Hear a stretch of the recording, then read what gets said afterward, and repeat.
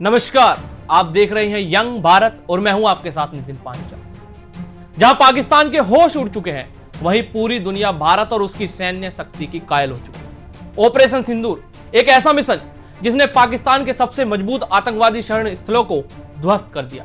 वो ठिकाने जहां से भारत पर आतंकी हमलों की साजिश रची जा रही थी। यह हमला सिर्फ एक सजा नहीं बल्कि एक मजबूत संदेश है कि अब भारत अपनी सुरक्षा के साथ कोई समझौता नहीं करेगा। लेकिन क्या भारत ने यह कदम खुद को साबित करने के लिए उठाया है, या फिर यह एक नया युग है जहां भारत अपनी सीमाओं से बाहर जाकर आतंकवाद के खिलाफ निर्णायक युद्ध छेड़ेगा? पहलगाम हमला एक ऐसा जवाब है जिसकी गूंज इस वक्त पूरी दुनिया में सुनाई दे रही है और जिसने पाकिस्तान में हड़कंप मचा दिया है।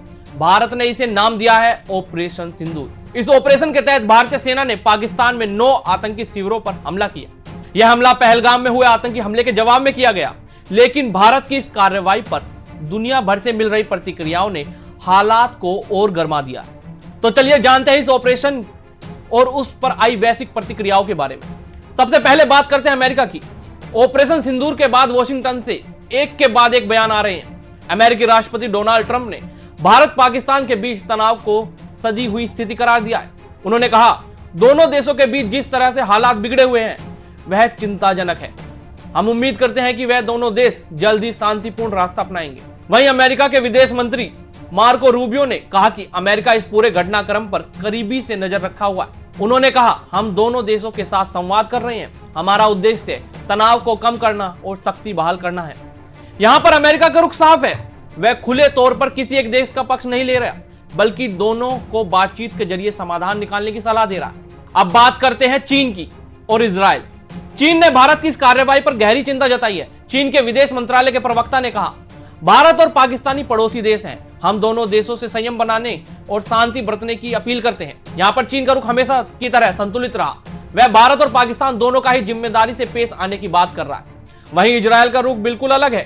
इजराइल ने खुले तौर पर भारत का समर्थन किया है। भारत के इजराइल के राजदूत रुवेन आजार ने सोशल मीडिया पर लिखा, हम भारत के आत्मरक्षा के अधिकार का समर्थन करते हैं। आतंकवादियों को यह समझ लेना चाहिए कि निर्दोषों पर हमला करने वालों के लिए अब बचने की कोई जगह नहीं है। यह इजराइल ने कड़ा संदेश दिया है कि वह भारत के साथ खड़ा है। अब आते हैं संयुक्त राष्ट्र और यूएई पर। संयुक्त राष्ट्र महासचिव एंटोनियो गुटेरेस ने भारत और पाकिस्तान के बीच सैन्य टकराव को लेकर एक गहरी चिंता जताई है। उन्होंने कहा, हम दोनों देशों से अपील करते हैं कि वे संयम बरतें। दुनिया इस वक्त किसी सैन्य टकराव की स्थिति नहीं झेल सकती। संयुक्त राष्ट्र ने दोनों देशों से बातचीत और कूटनीति के जरिए समाधान निकालने की सलाह दी है। उधर यूएई ने भी इसी तर्ज पर प्रतिक्रिया दी है।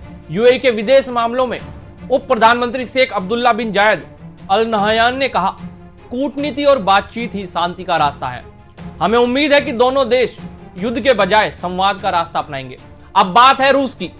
रूस का रुख भी काफी हद तक संयमपूर्ण है। रूस के विदेश मंत्रालय की प्रवक्ता मारिया जखारोवा ने कहा, हम भारत और पाकिस्तान के बीच बढ़ते तनाव पर नजर रख रहे हैं। हमारा आह्वान है कि दोनों देश संयम बरतें और स्थिति को और बिगड़ने से रोकें।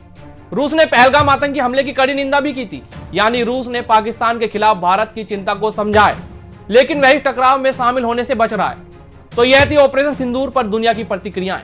भारत ने साफ कर दिया है कि वह अपनी सीमाओं और नागरिकों की सुरक्षा के लिए किसी भी हद तक जा सकता है। इजराइल के खुलकर समर्थन के जहां भारत के इरादे और मजबूत हुए हैं, वहीं अमेरिका और संयुक्त राष्ट्र की शांति अपील एक बार फिर यह सवाल खड़ा करती है, क्या आतंक के खिलाफ कार्रवाई करने वाला हमेशा दोषी ठहराया जाएगा? अब दुनिया की नजरें भारत और पाकिस्तान पर टिकी है।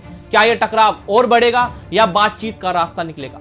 क्या पाकिस्तान आतंकवाद के ठिकानों पर कार्रवाई करेगा या फिर जवाबी हमले की तैयारी करेगा? ये सवाल आने वाले दिनों में बेहद अहम होने वाले हैं। ऐसी ही तमाम खबरों के लिए जुड़े रहिए हमारे साथ। हमें यंग भारत सच के साथ।